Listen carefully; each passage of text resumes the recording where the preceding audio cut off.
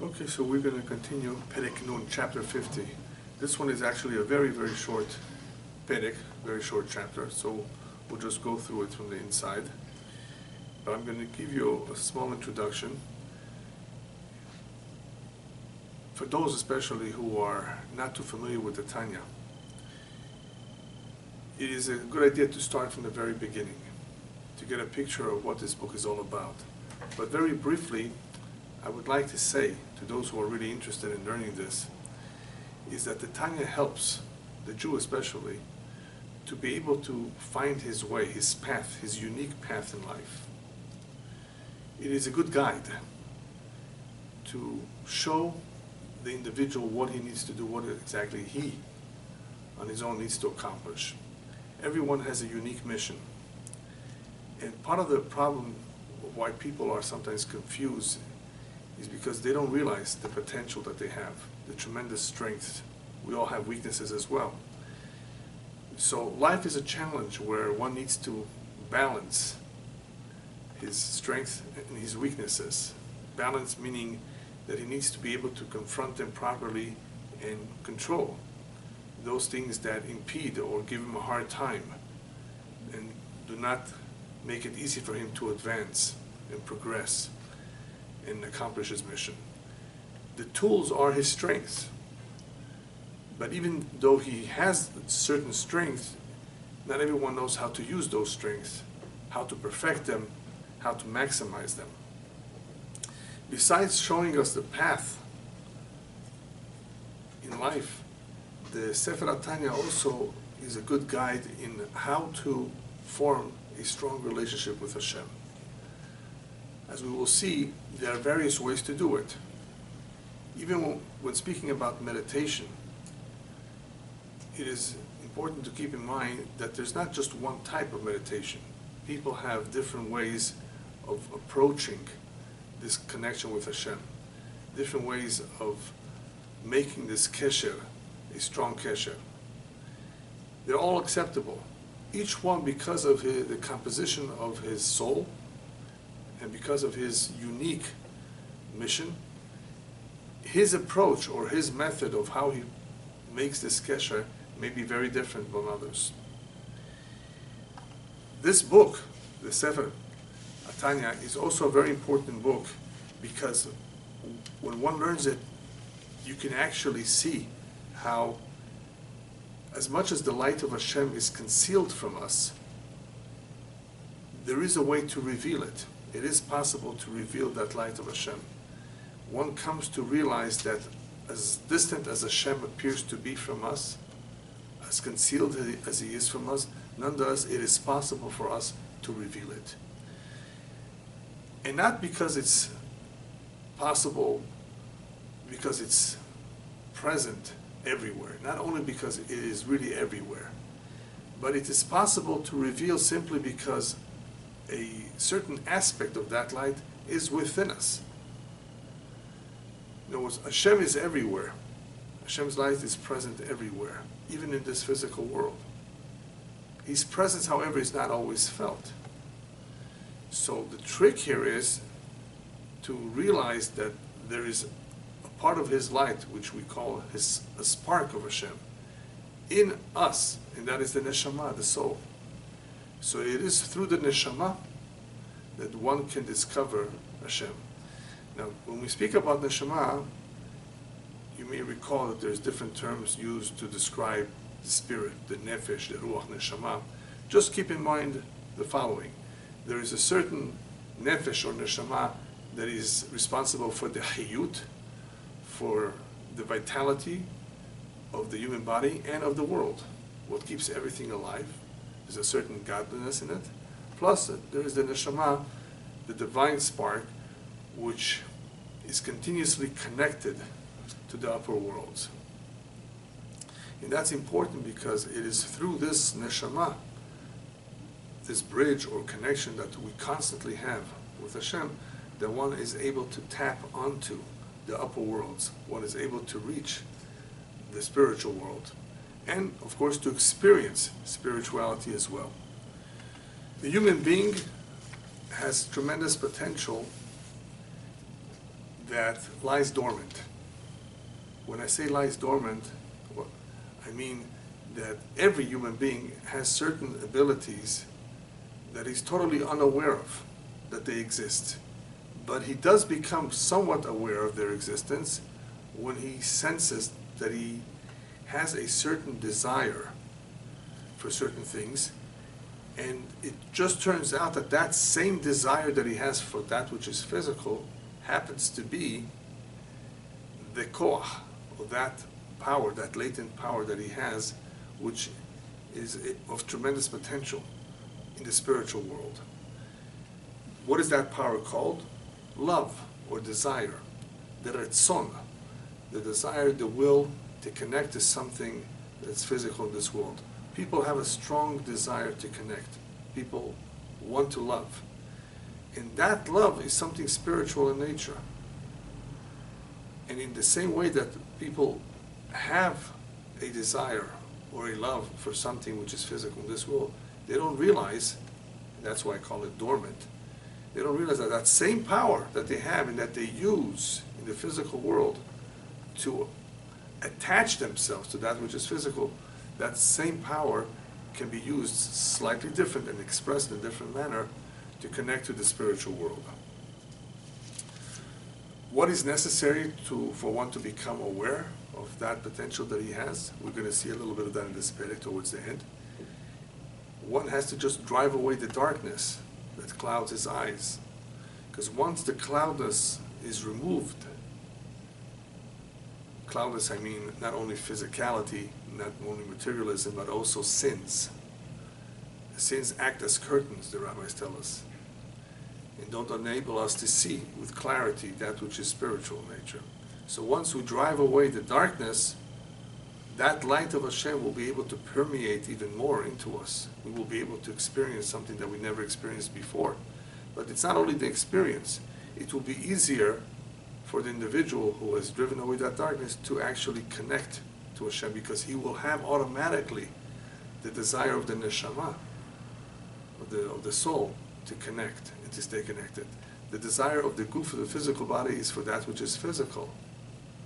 So there's this continuous challenge, a continuous battle between the various forces, the neshama and the guf. So what is required to really, really make a dent, or to make a difference in the human experience in life, is for one to really get a feel of what spirituality is all about.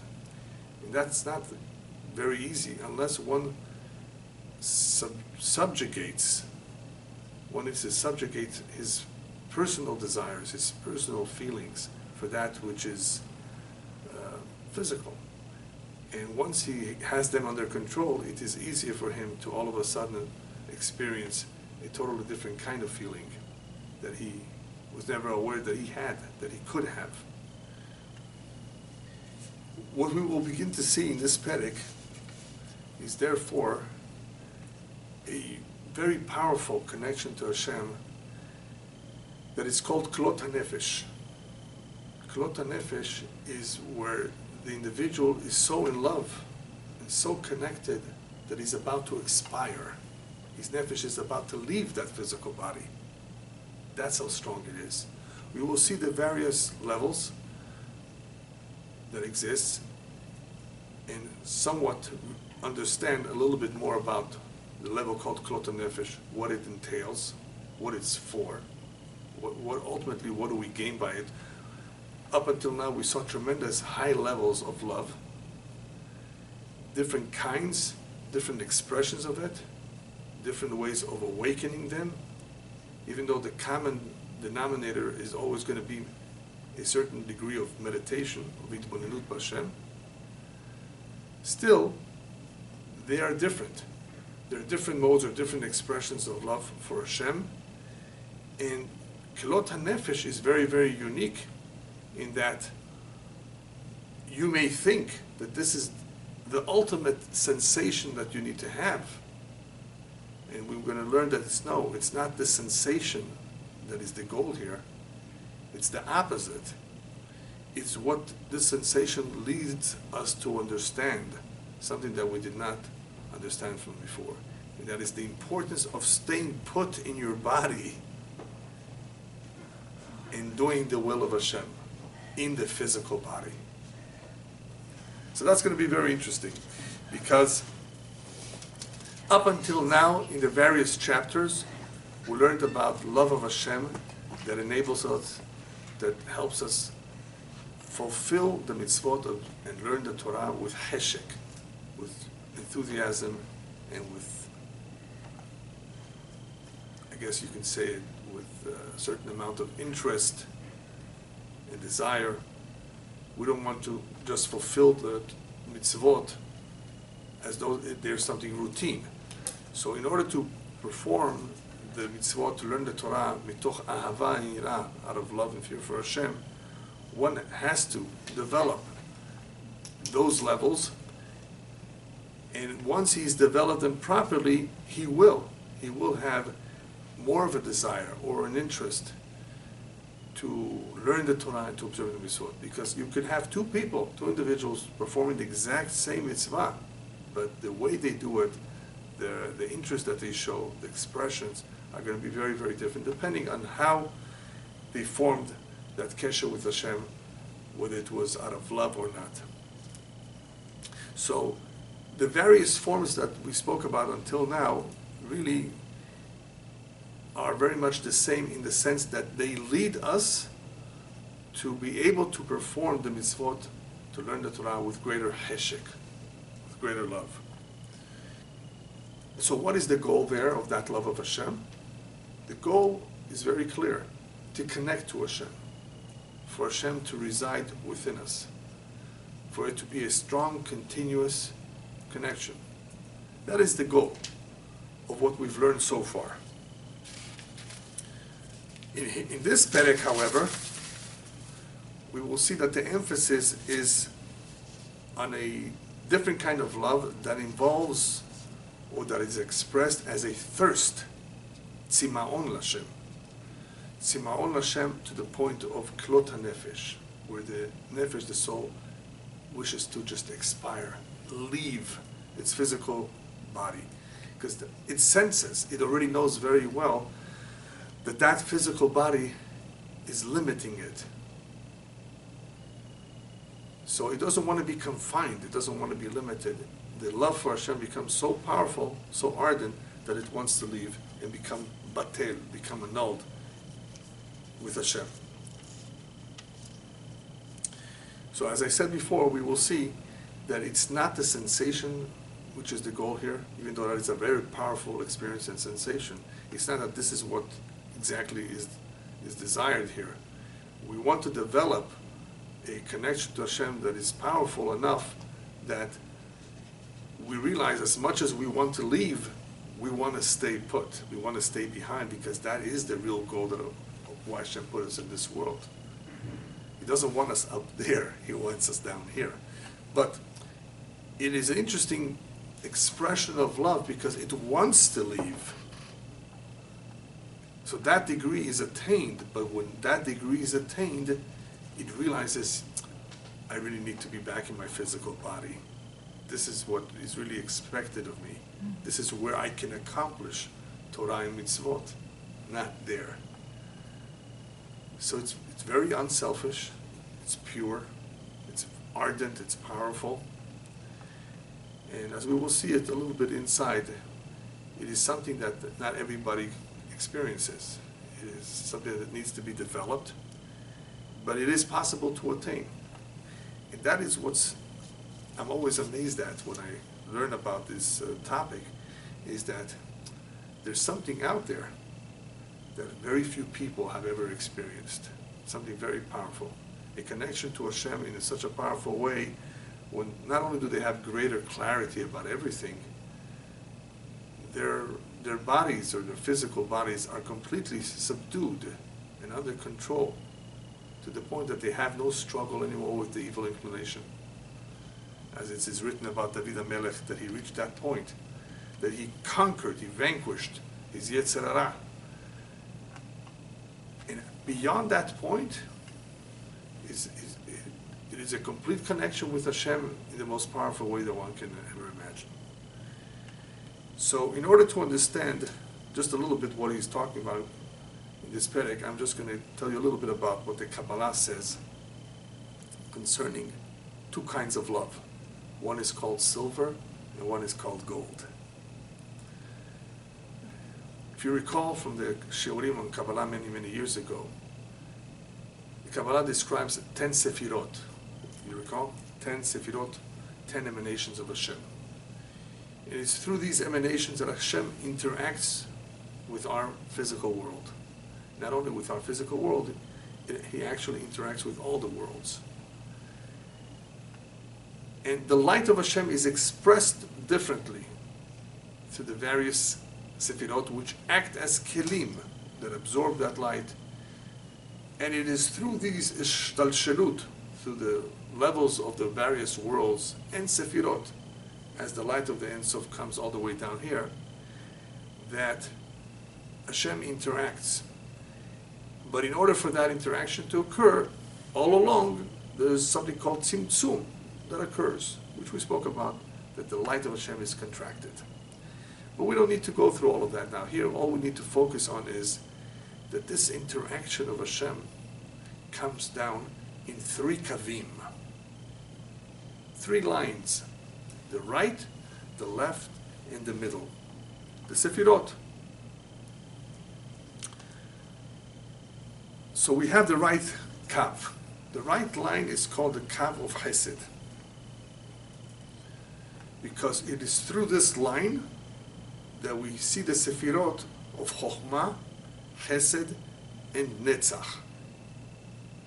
Then we have the left kav, the left line, through which we see the Sefirot of Bina, Gevurah, and Hod. So therefore, the right kav, the right line, is called the line of Chesed, which is more representative of that line, and the left line is called the line of Gevurah, which is more representative of that line. So we're not going to talk about the middle ones, just about the right and about the left. Bina and Gvura. That's correct. Bina, Gvura, and then Hod at the end of the left line. So up until now, what we've seen was an emphasis on the right line, which is Chesed, which also describes the type of love for Hashem called Kesef, silver. Kesef is from the same root, etymologically speaking, as the word nichsaf. Unichsaf, he longs to go home, like where by Yaakov. Lavan tells Yaakov, I realized that you longed to go back home, and that is why you ran away. Right? So, kesef is something that a person longs for, and that is one of the reasons why it's called kesef. They desire, they long for it, they want it very, very much. So, up until now, the types of love that we saw, that we learned about, are more in line with kesef, with silver. To long for Hashem, to long for that connection, up to the point of wanting to stay connected to Hashem at all times. That is beautiful, no doubt about it. But now we're going to be talking about a different form of love that is not just nichsaf, to long for, to be connected, but bibchinat klot hanefesh. It is on the level of almost expiring, which is beyond the guf, beyond the physical body, and that is gold. Now, why gold and why silver? We're not necessarily talking about here how gold is more expensive than silver because it's more precious, because people want it more. It has nothing to do with that. When we describe the difference between gold and silver, we're talking about a different quality. The shine of the gold is shinier than the shine of the silver. The expression of this kind of love that comes through this channel of the left, through Gevurah, is therefore a different mode, a different expression of love that is very different than the one that we're used to up until now, which was more the type of silver. And as we've covered a little bit in the past, that the love from the channel of silver is really more from the yesod of mayim, from the element of water, as water flows. And this one, the one from gold, is much more fiery. So here we have water, here we have fire, just to describe a little bit better how these two are different modes of expression. Both being intense love, just one is prepared to expire and be with Hashem. Leave the body. That is how he feels, that is what he wants at a given moment, until he realizes, wait a minute, the goal is for me to stay behind. So he has that desire, but then he realizes that he needs to stay behind. So I just gave you a brief introduction. Now let's see inside the perek, very short perek. והנה כל בחינת המדרגות אהבה, הנ"ל, all the ones that we spoke about, the levels of אהבה, הן מסתרא דימינה, they are from the right side. Now you understand, because I gave you the introduction. What does it mean from the right side? Okay, so all that we've covered till now is from the right side. ובחינת כהן איש חסד. And it's also on the level of Kohen, Ish Chesed. Another Kabbalistic term, using Kohen, the priest being a man of kindness. Because the avodah of the Kohanim is considered the service of Hashem through Chesed. That's all we can say for now. And it's also Nikra Kesef HaKodashim, the silver that is holy. As you know, silver was used in the temple. Machzit shekel, for example, was of silver, and that is what was contributed. So there's a certain connection here between silver and that which is holy. So this love that we're talking about is the love for the holy, the kesef hakodashim. Why kesef? Milashon nichsof nichsafta levet avicha, as I told you, that you have been longing to return to your father's home. Father here being the Chokhmah. And it's through the Chokhmah that we want to observe the mitzvot and learn the Torah. This, remember, is coming from the right line. But there's another aspect of love, ha'oleh al kulana, that goes above all. Kimalat hazahav ala kesef, like the level of gold over silver, in the same way that the love is superior, in the same way that the gold is superior to the silver, in the same way that this love, ole al kulana, it is a much higher or superior form of love than what we've seen before until now. Ve'i ahava kirishpei esh, and this love can be described as burning coals of fire. Mibchinat gvurot elyonot. You see, from the gvurot, from the left side, from the higher gevurot. Of where? Of the bina ila'ah, coming or stemming from bina. The hainu shalidehi debonenut. So this is coming about through meditation. Bigdulat and sof baruch hu, the greatness of Hashem. The kula kameh kelo mamash, but nothing before him is anything. Kelo mamash chashiv. Titlahet titlahev hanefesh liikar tiferet gdulata, liikar tiferet gdulato, ulistakala biikara de malka. In other words, through the meditation, the nefesh will desire ardently and become excited to want to see the glory of Hashem, the splendor of His greatness, to see the glory of the King. Yikara de Malka kirishpei esh al hevet azah, ha'ola lemala. In the same way, a flame. Could you imagine the burning fire or the flame that reaches up? Very, very burning, very, very strong flame that as it's going up, lipared me'aptila, it's so strong that as it's going up, it wants to detach itself from the petila, from the wick, and from the etzim, from the wood. Shenehazot bahen, where it is holding on to.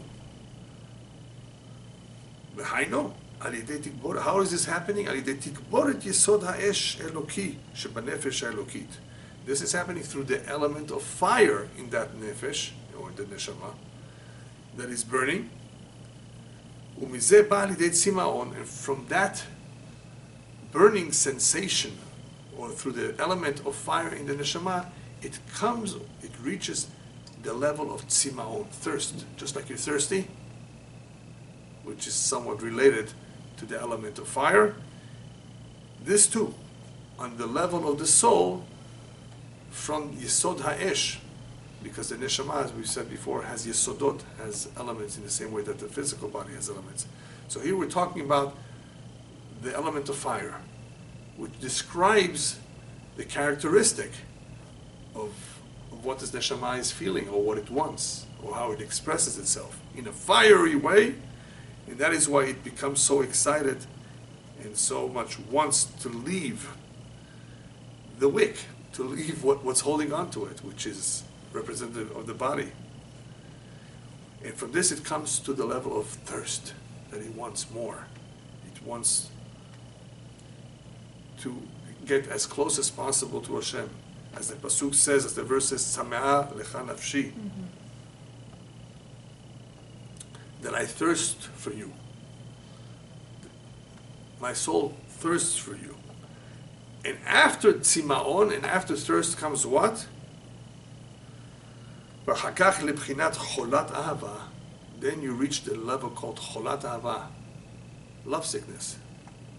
A person is so intensely in love, it's like he's sick. It's a description of that level of love. And what comes after that? After that, it comes to the point that it wants to expire and disconnect itself. Very hard for people to understand this unless you experience something like this. But as I said in the introduction, it is possible a little bit to get a feel for these kinds of desires or strong connections in the physical world. How you relate to people, how you like someone and you like someone else a lot more, and if he's your child, even more, because it's instinctive. Because a brother and a sister is one level, but we cannot compare them to the love one has for his own children, for one's own parents, or for even a very, very close, good friend that you may have, that you feel very strong for them, very strongly for them, that you long to see them. It's a very powerful feeling that I'm sure you should have had occasionally for something, that you long, that you want to be there. You're excited, you're looking forward. Have you had that kind of a feeling for something? Not for money, I hope. Right? But for something that is special. So, as I said before, this gives us just a little bit of an idea if this is possible in the physical world, the more so in the spiritual world, which is pure, not fake. Here, people can fake it. Here, we have all kinds of things that disrupt our life. And even though, unfortunately, the spiritual connection can be disrupted too, but it's usually a lot more powerful to the point that if you got there, you won't want to let go of it for no money in the world. So that's what he's talking about here. When it comes to the element of fire, it is expressed in a very ardent, fiery way, to the point, the highest point being klot nefesh, that this nefesh wants to leave. As it says elsewhere, Gam kaleta nafshi, my nefesh was about to leave me. So he explains further that this describes the shoresh, mikan yotze shoresh haleviim lemata. This is the root from where the service of the Leviim comes. Now, we were talking before about the service of the Kohen, right? That he's called Ish Chesed. In describing the service of the Leviim, he says this is where the root of their service comes from. In other words, through Gevurot. But before he continues on to talk about the service of the Leviim, he adds a very interesting note. And that is that in the future, when Mashiach comes, whoever is a Levi, when the world is elevated to a higher level, when Mashiach comes, whoever is a Levi now will be a Kohen. The Israelim will become Kohanim, the Leviim will become Kohanim. I'm sorry, the Israelim will be Leviim. In other words, a higher level, the Leviim will become Kohanim. And even the righteous of the nations will have a certain higher level than what they have now in joining us to do the service of Hashem. Everyone will be elevated. So here he's talking about that the Leviim will become the Kohanim. They will join the rest of the Kohanim. As the Ari explains this, on the verse, "V'hakohanim haleviim sha'aleviim shel achshav yu kohanim la'atid," the verse in Yechezkel where it describes how the Kohanim will join with the Leviim. In other words, the Leviim of now will join the Kohanim then to do the service in the third temple. V'avodat haleviim, this service of the Leviim, hayta, what is it for? What exactly did they do? One of the things they did was leharim kol rina v'toda v'shira v'zimra b'nigun v'ne'ima. They raised their voice in song and praise to Hashem through the various instruments that they played as well, and the voice in all kinds of tones and tunes. Why tones and tunes? Because you sometimes have to excite.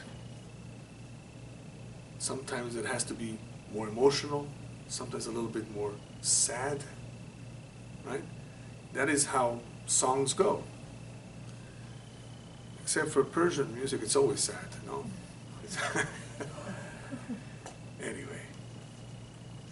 But that was their job, to change the tune and tone depending on what exactly they were singing. Bibchinat retzov vashov. The type of service that they did was on the level of retzov vashov, which is a concept that we briefly covered in the past, that is mentioned in Sefer Yetzirah, of retzov means to advance, and shov to return. Imagine someone advancing, going forward, and then wanting to go back, or restraining himself. So their type of service involved this kind of ratzov vashov. She'ibchinat ahava azazu, which is pretty much similar to what we're talking about here, a very ardent love. Keshalhevet hayotze min habazak. It's like the flame that leaves the flash. Bazak is like a flash, where it bursts out and then perhaps recedes. כשההבת היוצא מן הבזק, כדאית בגמרא בפרק ב' החגיגה.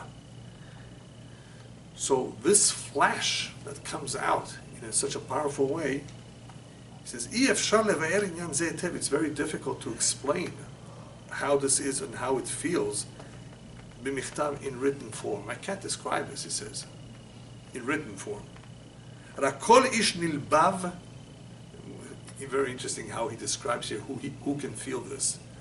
Kol ish nilbav, anyone with a good heart, with a pure heart.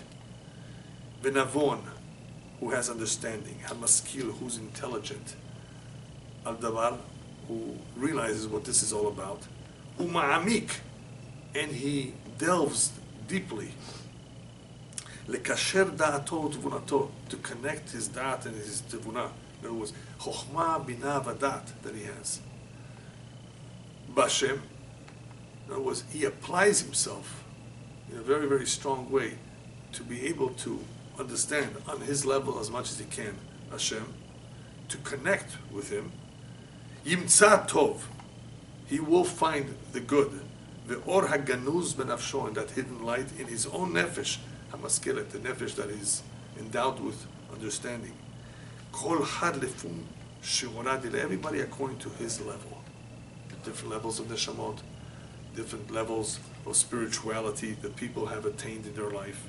So people will experience and people will be able to come to this kind of level of connection to Hashem according to their level of their neshama and depending on the various approaches that they use. Because he says, Yesh mitpa'el v'yesh mitpa'el. There's different kinds of people who will experience different things, some more, some less, some this, some that, in different ways. Not everybody will experience the same.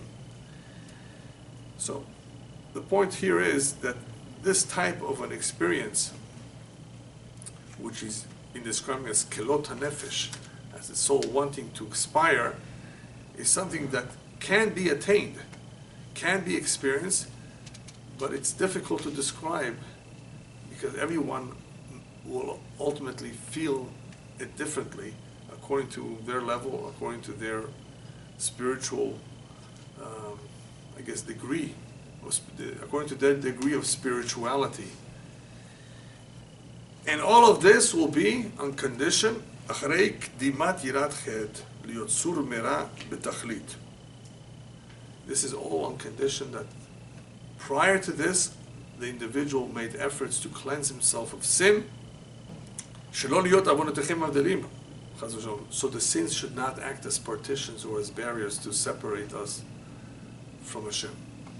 As has been explained several times, it is the sins that cause the greatest distance between the Jew and Hashem. And as a result of that, the prayers are unheard sometimes. They're not received. This is not only for Jews. Even the world experiences tremendous disasters, as we know of these days, because of that distance. Whenever that distance is very great, Hashem sends a sign, that you're becoming more and more distant. And this is, of course, as a result of people's ma'asim, people's deeds, that midat hadin, the attribute of justice, overtakes and carries out judgment. This is the way the world is created. This is the way it functions. And this is to let us know that something is not right. If human beings would be more connected to Hashem, the whole world would look like a completely different world. There would be beracha, there would be shefa, there would be blessing, there would be continuous flow. And this is something that the world has not seen ever since the Beit HaMikdash was around, what it means to have beracha. Very soon, B'ezrat Hashem, it will be rebuilt, and they will see it. In the meantime, the distance has become greater as a result of no Beit HaMikdash. As a result of the service of Hashem today in the world is lacking. It's not as strong as it was in the past. There are still a lot of good people who are doing very good deeds, but it's not enough. And that is why he puts an emphasis that all of this is on condition that all the sins have been removed. Otherwise, it's impossible for the individual to ever experience, ever have this kind of a spiritual feeling in connection to Hashem. He may want it, but it won't happen.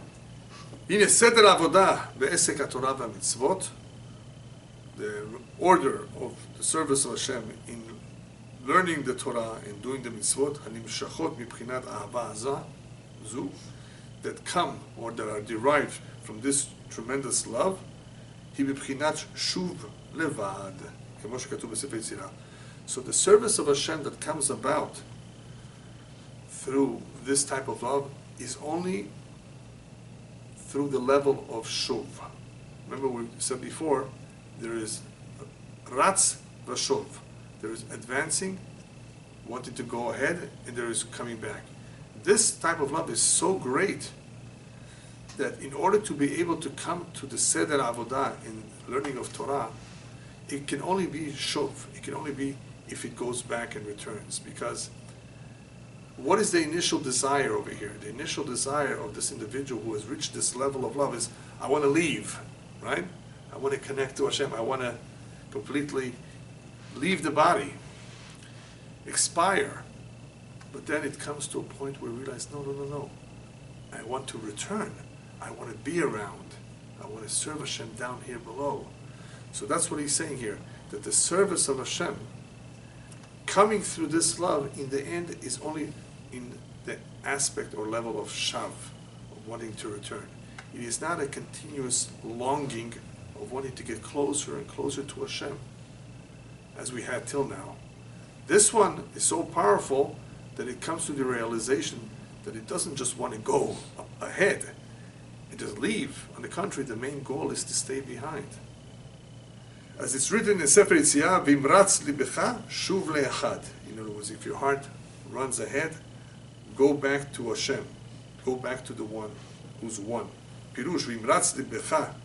If your heart runs, Hichukat nefesh shebalev halal. The halal emini, that's the desire that the nefesh has on the right ventricle of the heart. Keshemitgaberet, when it becomes very, very strong. Umitlahevet umitlahet, and it becomes excited. And it's ardent. Me'od me'od, ad klot nefesh, so much so that it wants to expire. Mamash lishtapech el chek aviyah, to just spill itself out, pour itself out to her Father in heaven. Chayeh hayim, the life of life. In other words, the one who gives life. Baruch Hu. Velatzet mimasara, and to leave the confines of the baguf, the physical body, agufani, v'gashmi, the physical and material body. Ledaveko bo yitbarach, and to attach itself to Hashem. Azai zot yashiv elibo.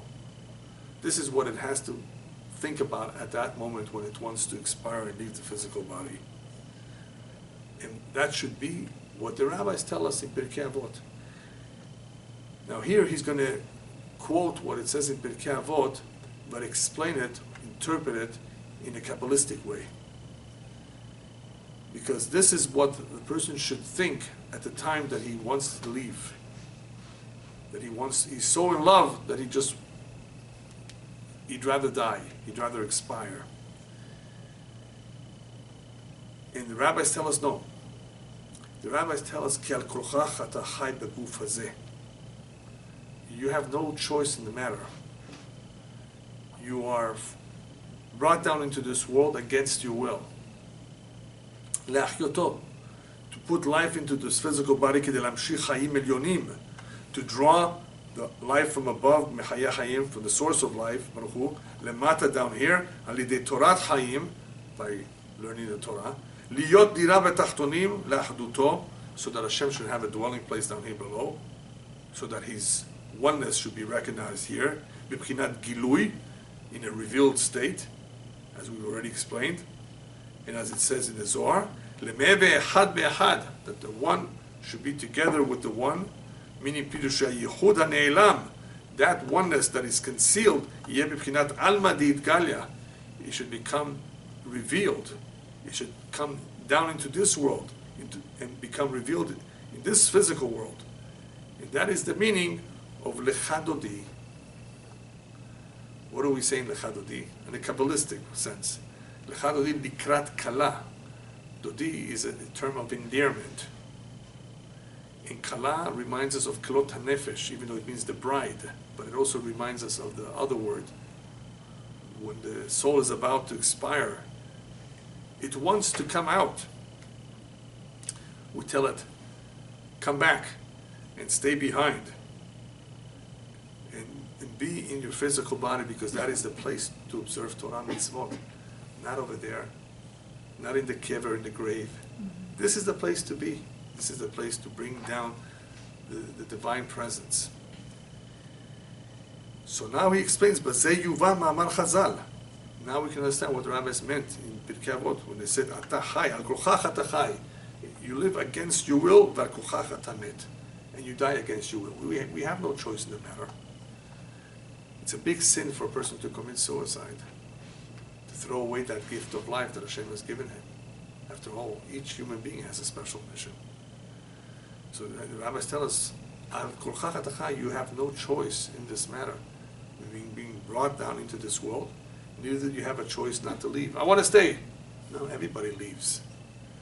So that is a simple meaning in Pirkei Avot. In other words, those things are not in our control, in our hands.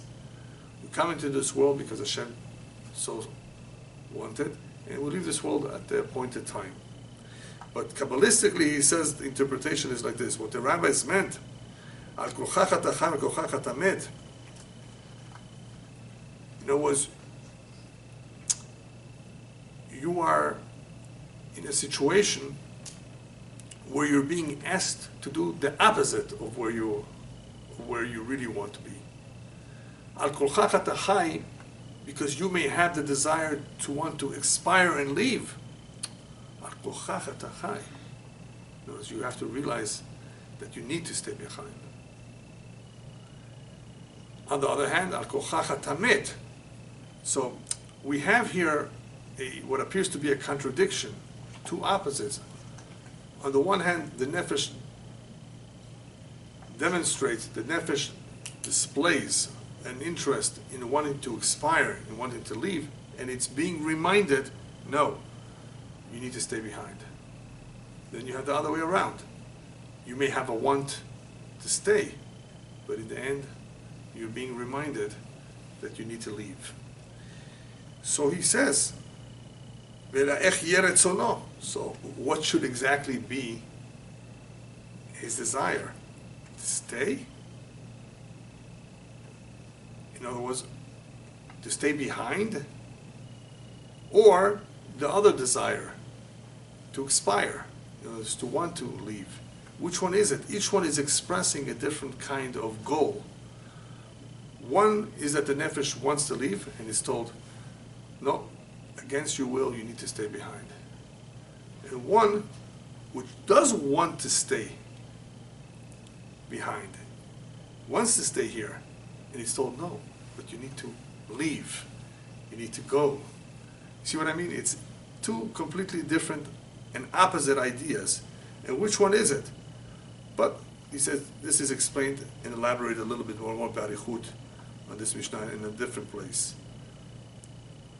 As it says in the Mishnah, Al Kolchach ata chai be'ezrat chayei chayim baruch hu, through the help, of course, of the one who gives life. This is the perek, a very interesting point that he makes towards the end, that as much as a Jew wants to connect to Hashem, and that is something that everyone should long for. There's no argument about that. That is what we all need to aspire for. And that is what Kriyat Shema is all about, as we said last week. To connect to Hashem, to love Hashem, and that is what the Torah and the Mitzvot do for us too. They are our umbilical cord in a sense. Still, the right perspective, the right outlook is that all of that, as much as we have that in the upper world, where we are enjoying the Ziva Shekhinah, where we are very close to Hashem, and we want to get there too in the end. Everyone wants to.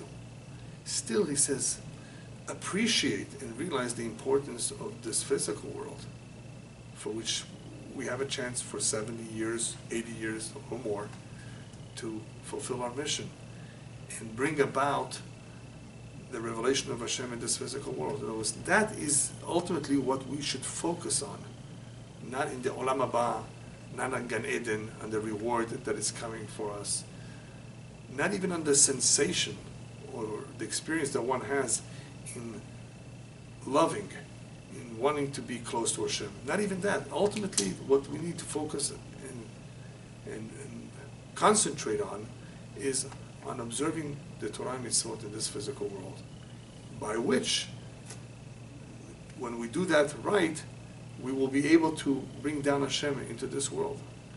That light of Hashem that is concealed can become much more revealed in this physical world through the observance of Torah Mitzvot. By whom? By the Jewish people. And unfortunately, you realize that because we did not always do a good job, that is why the darkness is still so much around the world. And that is why we get the blame for what happens in the world, because it's our responsibility. An incredible, incredible idea of how powerful man's actions are, how meaningful they are, Jew and non-Jew, that they make a tremendous difference in this world, but especially in the connection to Hashem. In other words, not only does the world look different, but a person's life could be very, very much impacted by how connected or not he is to Hashem. And the way to do that, the way to become connected, is through Torah mitzvot. In other words, there's no other way.